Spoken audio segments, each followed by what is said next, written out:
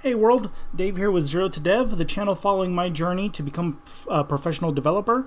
And today, once again, I'm going to be doing my weekly updates. I wasn't able to do one last week. I had a lot of stuff come up, as you can see. I'm going to talk about that. But more or less, I mean, that's an example of why I want to make these videos, to show you, as I'm going on my journey, things come up, personal things come up, stuff happens, And if you're someone who's working full time, or anyone who's self-learning, essentially, stuff like that happens, and you're going to have delays and things come up, and you have to really just not get demotivated by those things. And I make an effort every day for that to happen. I have to find ways to psychologically just console myself and try to make a list and keep aware of what I am progressing in and how I'm keeping certain pieces of information. And just once again, that's why I do the free code camp. It's to just have some kind of outline, some website that just keeps track of how I'm progressing, so that way I don't have to feel like, oh, I've been stuck in something for too long or anything like that. It just helps me stay motivated, helps me stay organized and scheduled, so I can keep moving with things. And in a lot of ways, that's what this channel is about too. It makes me responsible to somebody, which is you, the audience, that, hey, this guy is really putting in an effort to try to learn all this stuff, and he's really making progress and learning things, and the videos and tutorials I make are pretty much the outcome of that. I really want to aim a lot of my videos to helping people who might be in a situation like I am and was before with work, who might not always have a lot of time, who want to learn the material and are willing to put in a lot of the work, but need things funneled to them and organized better so that they can go through the important stuff they need, so they don't have to spend time going through different sets of videos looking for things. And that's what the Atom tutorial was all about. And I'm going to be doing that with other editors in the future. Just no nonsense. Hey, let's get this installed. Let's get started with web development specifically. A lot of those tutorials out there, they're good and they're informative, but they don't really have, they might in some ways, but they don't really target the specific goal the way that I would like. And that's another reason I'm making. I wasn't really originally going to even make videos on editors or any other thing like that. But now I thought, hey, to be honest, if I'm going to be using these things, I should learn how they work, and I should present it in a way so people can learn efficiently and can get started efficiently without having to do what I did, which was, spend several hours going through things.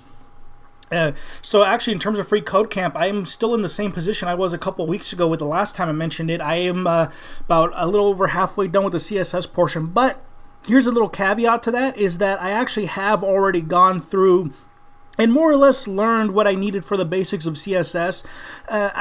Once again, I have free code camp as my main structure. It's just kind of what the little syllabus is that I use, but I follow another tutorial series, only one other person primarily, and I use their videos as well to kind of help bridge in all the gaps that Free Code Camp has. Because Free Code Camp is good, don't get me wrong, and I like the structure. I mean, if it just had the list of what to learn, I think that's good enough. But there are things you miss, and it's going to happen with the other the other source I use for knowledge primarily, but also, with me too. I can only cover things a certain way, and one of the things I say, though, when you're self-teaching, I definitely think one way to avoid getting into problems, though, is just make sure that you vet what you're going to study from. So as I said, my primary sources of learning and studying are Free Code Camp. I follow their actual course.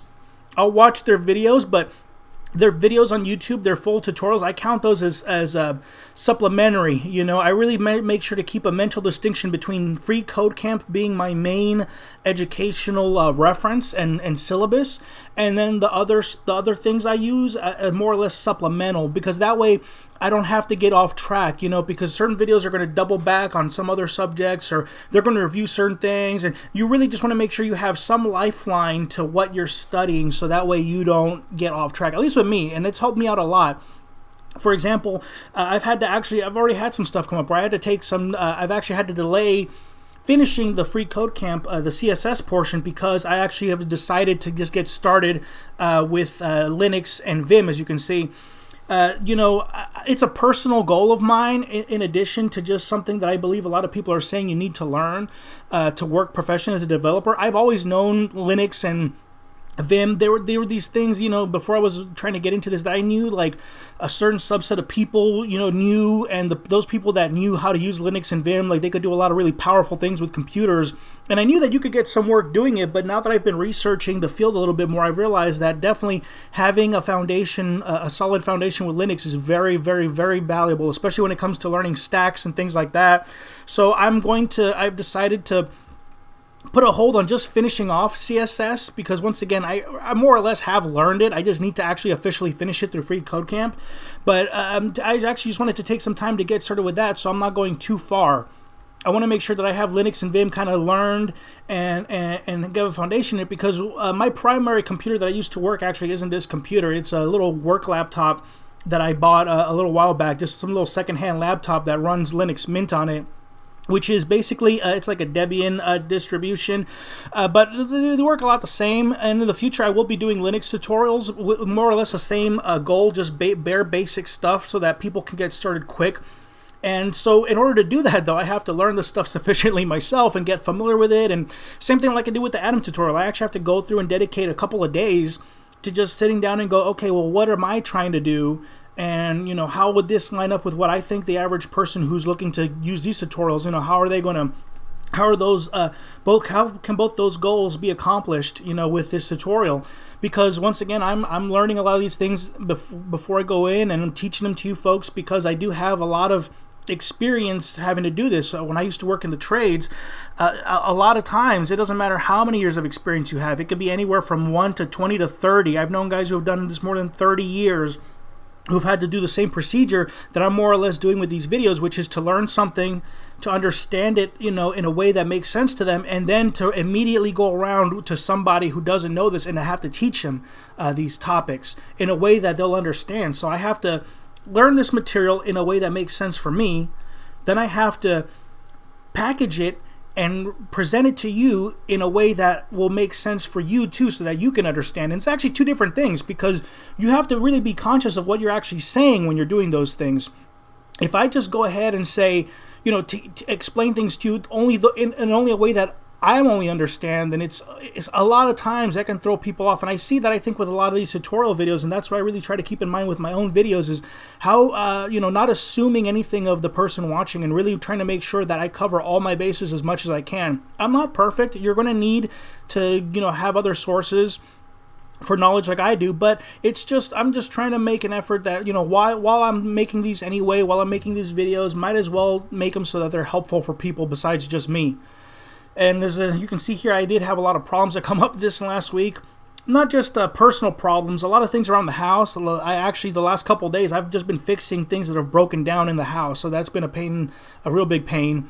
And that, as a tradesman, I used to have to do service on appliances and industrial equipment. So I already knew this was going to take garbage disposal broke down, a couple of different drains got clogged in the house, my fridge ended up freezing over, and so that's a whole thing I'm currently in the process of dealing with too. I don't know if you know this, anyone who's ever done refrigeration or HVAC or anything like that, knows that especially with little cheap fridges, like little home domestic fridges, they're not... Okay, so when it comes with a customer, they're normally not worth repairing. They're not worth the expense. They're so little and prepackaged that, you can go on Craigslist and just get a free fridge. So it's not really worth having to go get all my equipment and loading it up and add piercing valves and all this other junk. So all I did was I de-iced my freezer, because that's actually where all the cold comes from your fridge. It comes from the freezer, and then the air just drops down into your fridge, the residual cold air. So I did that, and I was lucky. I caught the problem right before all the food spoiled, so I have what's left of my food saved with my family somewhere else at a different location. And now I'm kind of going through a process where I'm having to just sit and watch and be observant of, hey, is the fridge still going to present problems? Because, I'm not going to fix it. I'm just going to let the property management know so the maintenance guys can come through. So you might go, hey, why aren't you just telling the maintenance people now? Simple. I'm a repairman. I know this industry, and I know how them and their bosses think. And I promise you right now, if you say you have a problem with your fridge, 9 times out of 10, if they come to the house and if you've done anything to like get rid of ice or anything like that, if they see the fridge is running, they're going to say, okay, no problem here, and they're going to go. So I might as well just be able to work on it, condemn it myself, and then just let the problem come back up so they can see it. And at least now I know, hey, it's something that would have taken more work, so I can just let them know what's going on and deal with it. But That's just from my previous work experience, and I know not everyone has that luxury. But other than that, that's pretty much all I wanted to discuss today. Once again, thank you very much for being with me here and following my journey as I go along to this. If you are interested in tech and software development, or someone who's trying to learn and is in a similar situation, please like, subscribe, leave comments below, and leave the notification bell on, and I'll see you next time.